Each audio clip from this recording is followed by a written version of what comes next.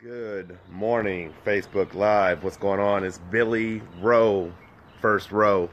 Today is Wednesday, so that means it is time for your Wednesday word. Anyway, what's going on? Today's topic is about lights, spotlights, and lasers. So that's kind of vague on what I'll be talking about, but hopefully for those of you who tune in every week, you kind of get where I'm going with this. What I mean by that topic is that we give varying amounts of attention to things in our lives. Sometimes that is general attention, which is a light. Sometimes that is specific attention, which is more of a spotlight. And then sometimes it's actually laser focused, all we can think about, all we can place all of our attention in, which is that laser. The fortunate thing about this is that different things in life require different levels of attention. The problem is when you start applying the wrong types of attention to things in life that need a different level or a different type of attention. So, starting with the great light. So let's look at it as the sun is up today. And so last night, obviously, it was dark. Well, maybe there was some moonlight. I can't remember because I didn't go outside that much. But this morning, the sun is up and the world is being illuminated by the sunlight. Another row. It's being illuminated by the sunlight.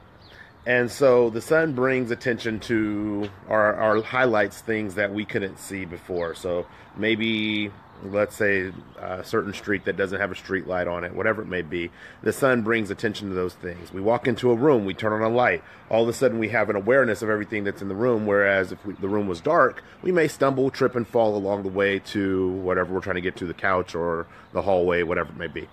For that particular reason, in my house, we have motion sensor lights, so even if the lights are off, lights are coming on so you can see where you're walking.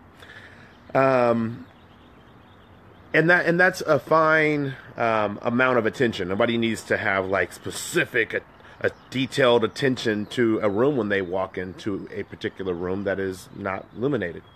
But then when you move on to the spotlight is, because of where I grew up at and sometimes where I live at, we'll talk about the spotlight that helicopters use, police helicopters use.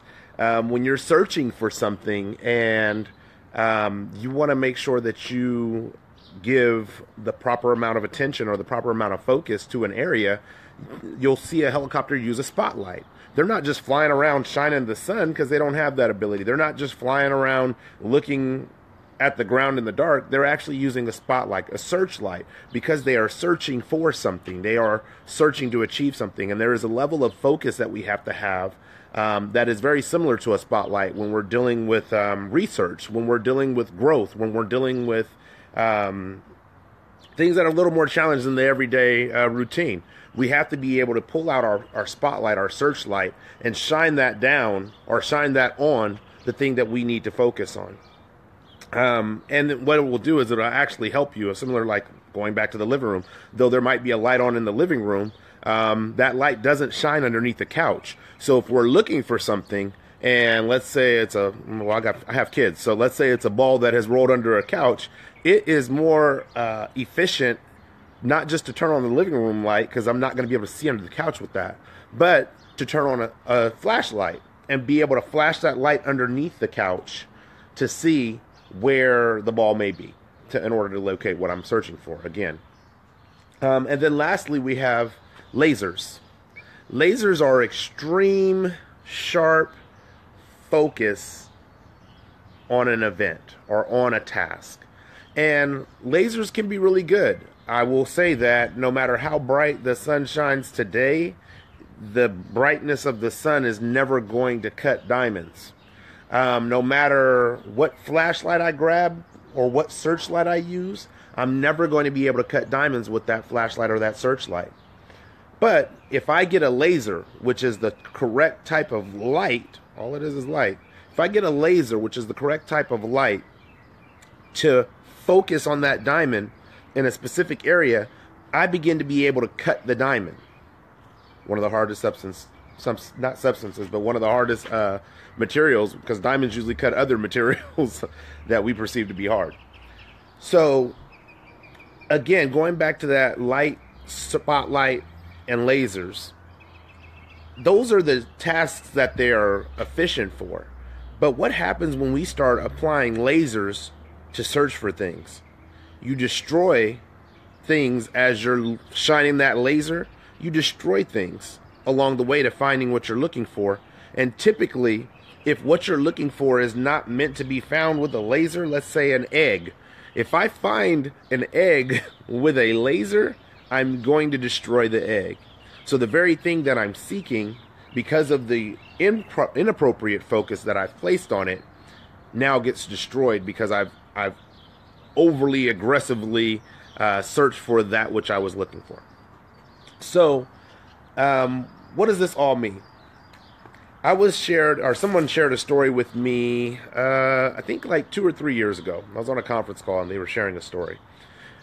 And the story was about the Kentucky Derby and a young man who was hired to tend to the horses and basically just cared for the horses.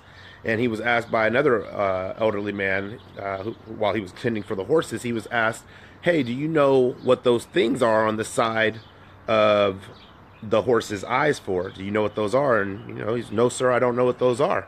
He says, "Well, those are called blinders. And what those blinders are for," good morning, Bruce. "What those blinders are for, good morning, Mom, are for helping the horse when he's on the race. They're to help the horse focus on running the race, on what's directly in front of him, not the other horses to the left and the right of them, because that can get distracting and distract him from running the race. So what we do is we put these blinders on that help us run straight and focus on the task or the goal, the finish line, whatever it may be. And it helps us win the race." The guy says, blinders are great for horses, and blinders are great when you're running a race, but they're not great for life. We have to be able to move within varying levels of light, varying levels of focus, varying levels of attention to the things that we're trying to achieve. I can't just be focused on being a successful businessman when I'm responsible for being a husband and a father and a brother and a son and a nephew and an uncle and a goddad. Like, there's so many titles that I have. I can't just focus on one. If I'm only focused with those blinders, running that race straight ahead, and I don't care what's happening to the left and the right of me, then that means there's much more suffering taking place that I'm unaware of than the one goal that I'm trying to achieve. So when you think about this today, when you're walking about your day, going to work, dealing with your children, dealing with coworkers or strangers, doesn't matter. I want you to think about what type of focus and attention you should be giving to the situations you encounter. Should you be light? Should it be just the general awareness of the situation that's going on? Should it be a spotlight, something that you shine and search for to figure out, to try to understand? Or should it be focus? Should it be that laser that you're looking to get through a hard or a tough challenge and be strong enough to cut through it? Anyway, it's Wednesday. It's a work day. I'm happy to not have to be on the road this week. Next week I will be on the road, but we'll take care of that. I'm still committed to you guys. I really enjoy doing these, and I hope you guys enjoy them as well. This is Billy Rowe. If you like it, share it. If you share it, like it. As always, I'm willing to engage with you guys in the comments. It's my favorite place. Thank you, Brother Rowe. I appreciate that. Tune in, because there's a lot more coming. And actually, I'll still be doing the Wednesday Word, but you're going to be able to catch a couple of spontaneous videos here and there, because believe it or not, I don't only think on Wednesdays. So if you have any questions, feel free to contact me. I always look forward to seeing you guys. Tune in next week. I'll see you in 7 days, but probably sooner. One love.